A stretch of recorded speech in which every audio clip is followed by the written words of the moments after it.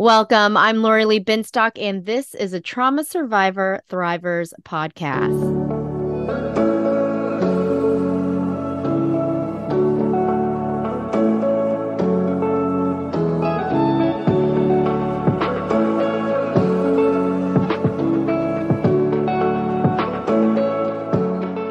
Thank you for joining us for Trauma Survivor Thrivers podcast, now on Mental Health News Radio Network.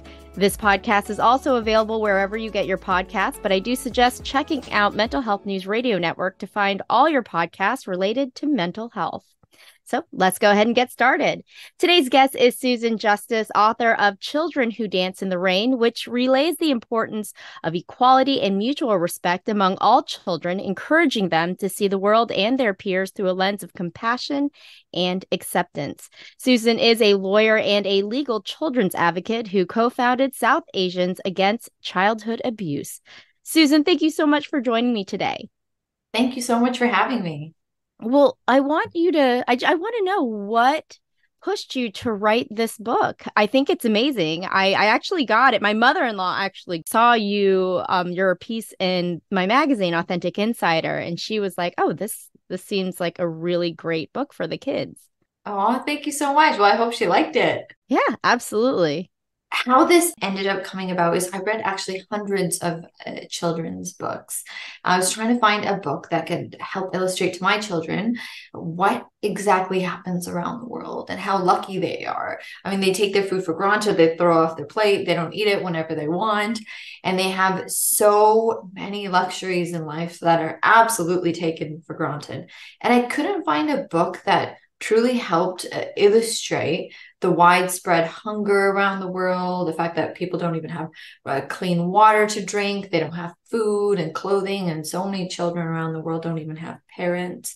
And nothing that could show children or explain to them the privilege of living in these Western countries.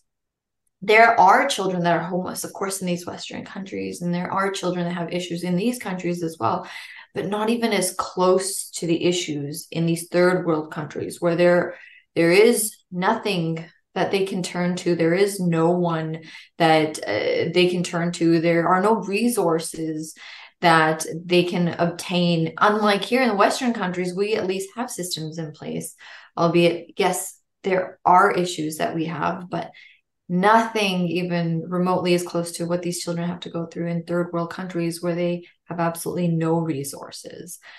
And after reading so many books and being unable to find the answer to this problem that I had, because I couldn't help explain to them. I mean, I could tell them stories, but it wasn't enough. I wanted them to have a beautiful picture of the life that they have here and have compassion and love for these children that they've never met and they may never meet. And I realized, okay, I have to do it myself because I have to get this message out there, because if I'm looking for it, perhaps there's other people looking for it as well. Wow. And so this is a children's book, and it is so beautifully done.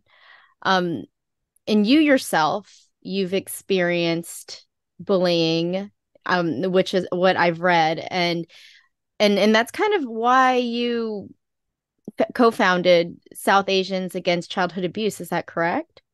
Yes, that certainly plays a component to it. South Asians Against Childhood Abuse is primarily about the acknowledgement and the prevention of sexual abuse for children, because in the South Asian community, there is a significant amount of victims. Statistics show that actually it's according to the World Health Organization, the statistics are actually higher than all the other countries. Generally, children are abused in these ratios: 1 in 3 girls prior to the time of turning 18, and then 1 in 4 boys. But in South Asian communities, it's even higher, because these patrons, they sort of perpetuate by the secrecy and about because nobody wants to tell anyone. Generally in the South Asian community, if one is sexually abused as a child, it is usually a member of their family or a close friend of the family. It's someone that is known to the family. And when these children finally get the courage to speak to someone such as a mother or a father and tell them that they've been abused, they are shut down and they are told not to tell anyone, and that this is embarrassing and it's inappropriate for them to even say something like that. And that's it. That secrecy continues and it goes on until they're adults. A lot of these people have a lot of issues when they grow up because of the trauma that they faced as a child, and because no one was there for them, because they couldn't even speak about it. This trauma sometimes turns into generational trauma, gets passed on to their children as well. And the fact that these individuals that abuse them are still in their lives, they have to see them at weddings, they have to see them in family gatherings. It is horrifying to see that even their children are now exposed to these individuals that should never be near them, that should be incarcerated, if anything, but certainly shouldn't be in their lives.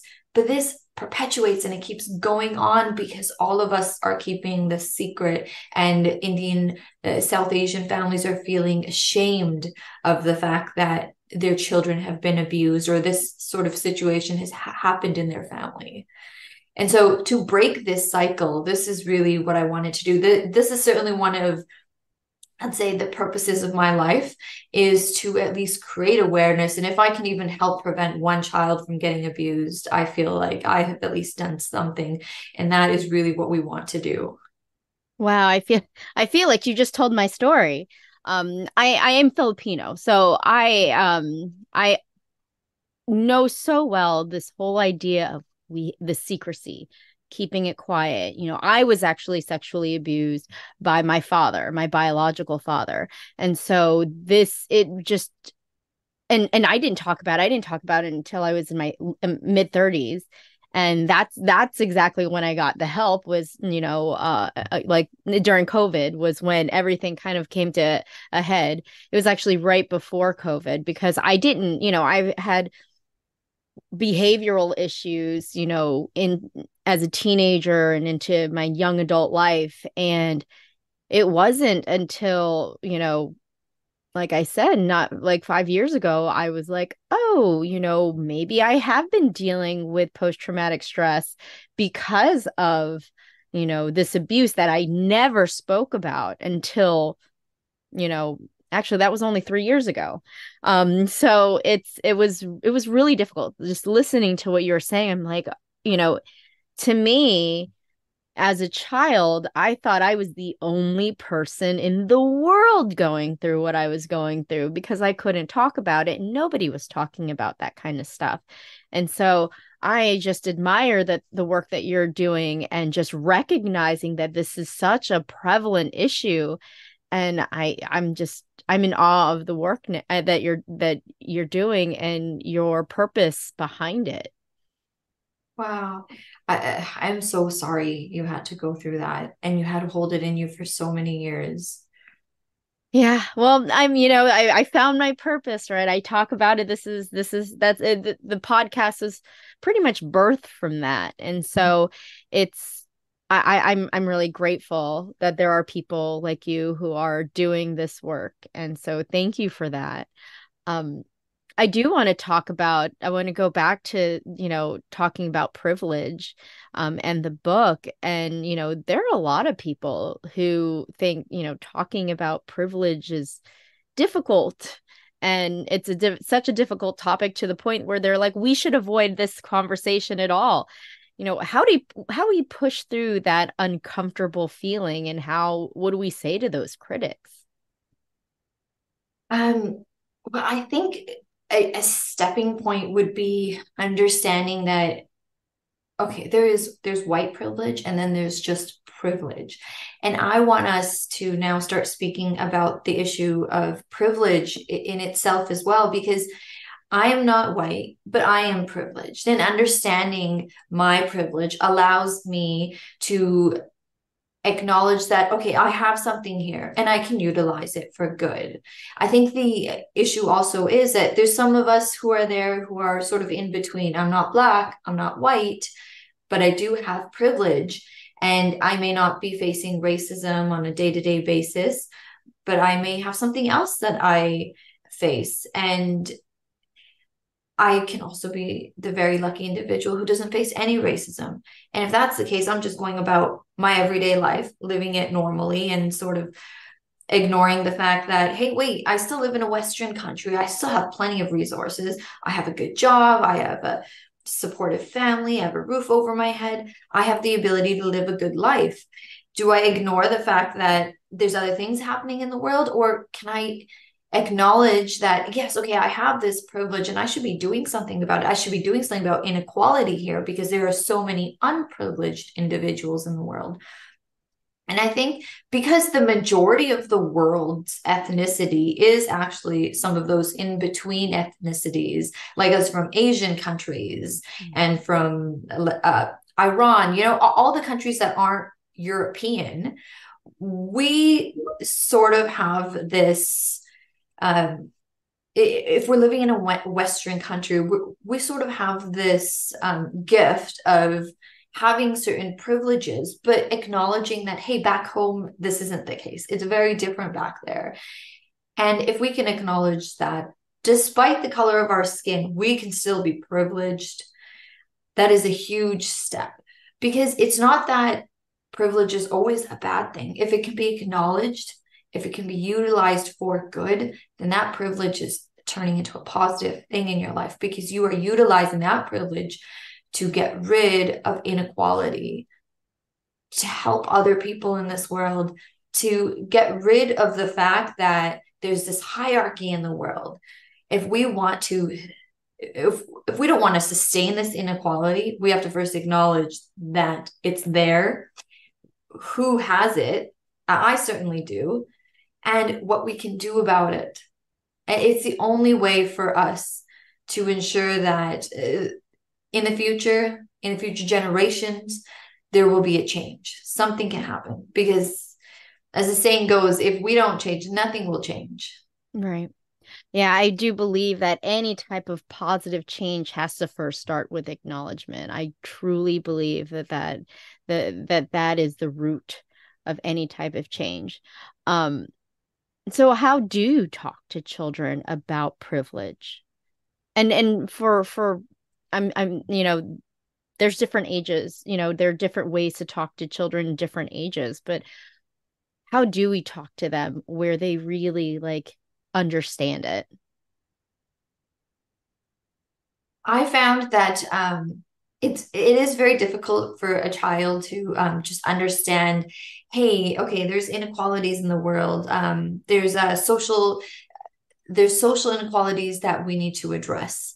We can tell them stories, we can try to explain certain things to them, but sometimes having a visual really helps. And that's why I like reading this book to my children, because they can understand, okay, hey, you know what? My house looks really nice and this girl's house doesn't look very good. And she doesn't really have anything yet. She's willing to share. There's compassion there. There's still love there. And why wouldn't I be sharing things when I have so much?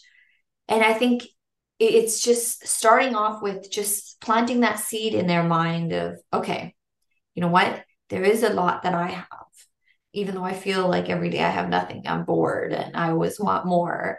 There's so much that I have, and there's so much that the children in the world would be dying to have that I possess right now. And I think just choosing everyday things, that anything that you can go by, and just explaining to them when you see a homeless person, when you see them wanting things from a restaurant, new toys, explaining to them that, hey, even the fact that we have the means to be able to buy this, we are very lucky. This is not just something that you can take for granted. There's so many people in the world that cannot have this. And ensuring, you mentioned bullying. Yes, I absolutely went through bullying, and acknowledging that you should never look down upon someone for not having these items, because in school, that's a huge issue.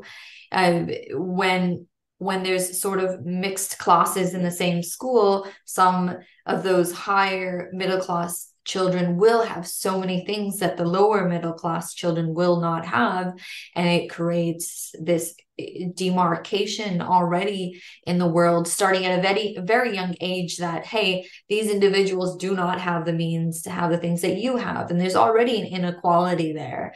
And a lot of it just sort of creates and bubbles into bullying. And the individuals who are bullied, we already start to acknowledge, hey, we're actually lower than these guys. They're higher than us because they have more things, and they have the ability to make fun of us and look down on us because I must be lower than them.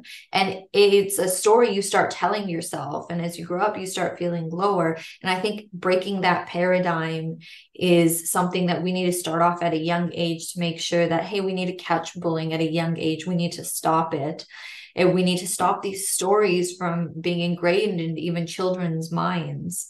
And so I think starting off at a young age, creating that compassion in children will prevent bullying and will subsequently help victims as well from becoming more victims of bullying and telling these stories to ourselves. There's so much I feel like that needs to be done at a young age, and it's very difficult to just explain these things to children. But I think, to answer your question, visuals really help, and just reinforcing that idea, that compassion, that acknowledgement on an everyday basis to make sure it truly ingrains in a child and it's not just a one-time story that we tell them, is very important. Well, you did contribute to June's issue of Authentic Insider, and there was a visual that you wrote into words about a cookie. And could you actually describe that? Because I feel like a lot of people saw that when I posted it. They're like, "Oh, this is a great analogy of the cookie." Do you remember that? I know that was months ago. Yes, Yes, yes, could you absolutely. explain that? Yes, absolutely. So basically, if you and I both were in a situation where we both wanted, or we both were supposed to get cookies, but you received less and I received more, generally I'd walk away as a normal person just thinking, okay, that's great. Okay, I got more cookies. Ah, that sucks. She didn't get, or she got less. But it's stopping there and questioning, okay, wait, what happened here? And why did this happen? She deserved the equal amount of cookies that I received, and she didn't receive that. Why didn't that happen? Questioning the system, ensuring that the individuals who are giving out these cookies, they need to acknowledge, hey, this wasn't right. Why didn't she receive the cookies? You're already at a disadvantage by not having enough cookies. I need to utilize the cookies that I have to make noise, to say, hey, if you guys want more cookies too, we need to do something about this. We need to come together and we need to change the system. I shouldn't be walking away just happy with the cookies I received. I need to understand that you are just like me. You are my mirror, and we both deserve the equal amount of cookies. And in any circumstance, in another dimension, I could be in your shoes. And we need to stand up for each other. We need to question why this is happening and not walk away with just being satisfied because we received more. It's not even about me sharing the cookies with you. It's about questioning the system that allowed this discrimination to happen in the first place, this inequality to perpetuate. And the next time they're giving out cookies, it's going to happen to someone else. It's about stopping this from continuing. And we can only do that when we question the system, when we create awareness about it and acknowledge that this is happening. Ignoring this and simply providing you the difference of the cookies and sharing with you isn't enough. We need to get to the system. We need to stop this from happening in the first place. Yes, that is how you really put it in their brains, the whole awareness of it. It's interesting with my children. I feel like my child is always saying, that's not fair. That's not fair. Especially when it's between my son and my daughter. It's very much like, that's not fair. She got more. And I guess it's the wrong thing to be like, well, life's not fair. But but how should I address that? Or I is think that just how you do it? I don't even know. I think certainly it makes sense. When it comes to children, it's a different sort of issue, but we want to plant the seed in them from the beginning that, okay, that, yeah, you're right. This isn't supposed to happen. Something that's unfair isn't supposed to happen. And that's good. You're speaking up for it, but then they need an explanation as to why this is happening. Well, is she older? Is she bigger? Does she have a different sort of hunger? Does she have a different sort of need? When he has too many of these cookies, perhaps he gets very, very excited and it's difficult for him to fall asleep. We need to explain to them why this is happening. And if age is an issue, we should explain to them, well, the older one, she gets more because she has a different size now. She's growing more. But I would like them to acknowledge that from the beginning that, okay, there is fairness and it should exist. It should exist in the classroom. It should exist at home. And when it is not happening, we need to question it. So I think that's great that he's questioning it. He's already there. And we just need to help him understand what is okay and what's not okay. Because even when it comes to things like sexual abuse, we keep it all inside us. Mm-hmm. Not to compare the situation, but just the fact that a child is voicing a concern is so important, because when we were children, we weren't able to speak about this sort of trauma. Right. If someone told us to keep it quiet, we kept it inside and we were ashamed. And the most traumatizing thing is so many of us who have been abused, when it happens and our body has certain sensations, it starts to feel good. We feel like it's our fault, because why did it feel good? It must have been my fault. I let it happen. Mm-hmm. And there was something there. And that's not the case. It's never your fault. You're a child and you cannot control the sensations that your body has. But that is a story that so many of us tell ourselves. And we're not questioning what's happening. Okay, why am I keeping this a secret? Why do I need to do that? How do I stop this from happening? This is unfairness. This shouldn't be happening to me. I shouldn't carry the burden of being a victim at such a young age, and from an individual that I was supposed to trust, who was supposed to care for me, who was supposed to love me. This individual broke that trust. And you need to find someone that you can trust and speak up to. But sometimes it doesn't work out that way. And I think starting at a young age and getting children to speak up about what's happening, despite it being traumatizing and horrific, it's a very, very vulnerable place to be, because you don't know how people are going to react. But we need to start helping children, training them to speak up for these things, because it's the only way that when something bad happens that they will actually speak up, because the majority of victims never say a word. Yeah. And I mean, like you said, growing up when we were kids, it was very much like, stop your complaining, stop your belly aching. Yeah. For my mom, it was very much, I mean, she didn't know until I was an adult about the abuse, but she would, if something was bothering me, I never said what it was actually bothering me, but she, I'd be upset or I'd be acting out, and she would just say, just don't think about it and it will go away. That was her mantra. Just don't think about it and it'll go away. And obviously it doesn't.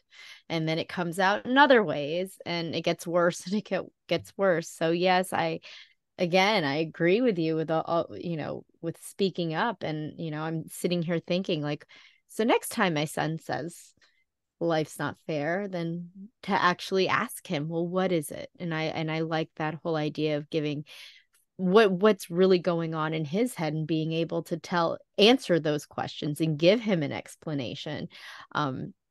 Because I feel like a lot of information is not bad.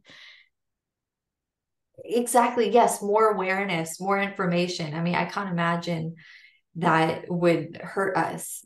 Right. I feel like the more knowledge we have, the more power we have, the more we'd be able to fight for things. And when your son does speak up, hopefully we'll react in a different way that our parents did when we used to speak up and they just wanted to shut us down. It's unfortunate, but we learned not to speak up. And we want to change that pattern now. We want our children to speak up. And I think it would be beautiful if he believed life was fair. And when it's not, we need to change something. Yeah. Yeah. I actually think he thinks that's right. I think he really thinks he can make change. He sure tries, and it's lovely. And I have to admit, as a parent, sometimes it is hard for me to um get in between him and my daughter arguing, and but that is a great, it's just acknowledgement. It's just acknowledgement. And I think that that is what's helpful. You know, we do walk around. We live in Washington, D.C. We walk around all the time. There are people who live on the streets who we call them the unhoused. And you know, they and at their school, their school is really great about, you know, talking about these things, talking about these difficult topics. And, you know, my son is very loving when, you know, when he sees a person who is on the street, he's like, what do we have? Do we have any of my snacks? And my daughter as well. I mean, she loves it. And it was so interesting because my son, he loves hockey. He's like obsessed with hockey. And there's this one man who pushes a shopping cart around, and he has all of his things there, and he also has like 4 hockey sticks. And my son is always like, he's so lucky, he has so many hockey sticks. And I'm like it's so sweet to see that. And you know, he sometimes talks to him, and it's really sweet. But I also notice that there are other people who live in different parts, you know, friends of mine who live in different parts of the country, whose children are terrified of even seeing people who are living on the street. Not that they're scared of them, but it hurts them so much to see it that they just don't want to see it. And I think that's really hard. And what can we do for those people who just get so emotional seeing it? How can we talk to them about, you know, how that it's okay, that this is what's happening in the world? That's a really good question. I think in those situations when we see individuals who are very sensitive and feel very vulnerable when they see these individuals, I think the best thing we can do is perhaps help them understand that they can do something about this, that as much as it hurts them, it probably hurts the individual being unhoused and being in in the cold, in the heat, being left outside, being exposed. It hurts them a lot too. And instead of just being emotional about it, what could help us perhaps not feel better, but at least feel less hurt about seeing them in such an unfortunate position could be that we can make a plan that we're going to do something. We're going to do something, if not now, when you're older, when you're able to, but we're going to do something one day, and we're going to change this system to the best of our ability.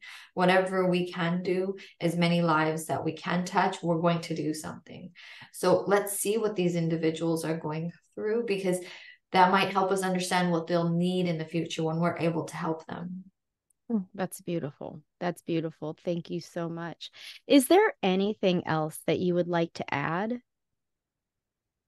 Um, the only thing I think I'd like to add is talk to your children uh, about the unfortunate realities that exist around the world, about the fact that we are so lucky to be where we are, to have everything that we have, and help inspire them to make a difference. If we can create a generational wave of different individuals who are actually wanting to create change, who are acknowledging what is happening, who aren't just saying it, aren't just seeing it, but are actually doing something about it, this world will create so much positivity. We can create a ripple effect, Mm. and it is contagious. If you see your neighbor doing something great, it's going to inspire you one day to also perhaps have some compassion for that project and perhaps do something about it. But we can create change, particularly when it comes to children, because they are so susceptible to everything. If we can invoke in them at a young age that there is so much that they can do, that we can actually help people. It's not just about growing up and having a great job. but it's about what we actually do while we're on this earth to help our brothers and sisters around the world, for them to flourish as well. We are all in this together, and helping children understand that, yes, we are in this together. What else can we do to help each other through this thing we call life? That would be my message. Thank you so much. That is a beautiful message. And, I hope everyone they're able to pass along that kindness and that positivity, because you're right, it is contagious. And then the more people we can affect, how much better will this world be? Exactly. Yeah. Well, Susan, I appreciate you coming on today. Thank you so much for taking the time and joining me today. Thank you so much. It's been such a pleasure, and you are such an inspiration. As are you. I am very inspired from the work that you're doing. So thank you. Thank you so much. That was Susan Justice, author of Children Who Dance in the Rain and co-founder of South Asians Against Childhood Abuse. Check out the show notes for links to her resources, including where you can purchase her book. Susan has also contributed to June's issue of Authentic Insider magazine, which you will also find in the show notes. October's issue of Authentic Insider is out. Check out Authentic Insider at traumasurvivorthriver.com. That's traumasurvivorthriver.com, as well as all the past episodes of A Trauma Survivor Thrivers podcast. If you haven't already, please subscribe to my email list to get Authentic Insider magazine in your inbox monthly. We will be back next week with episode 103 when I speak with Jessa de la Morena, author of The Great Reconnection, when we discuss how she was able to reconnect with her inner hero after her cancer diagnosis. You've been listening to a Trauma Survivor Thrivers podcast. I'm Lorilee Binstock. Thanks for being a part of the conversation. Take care.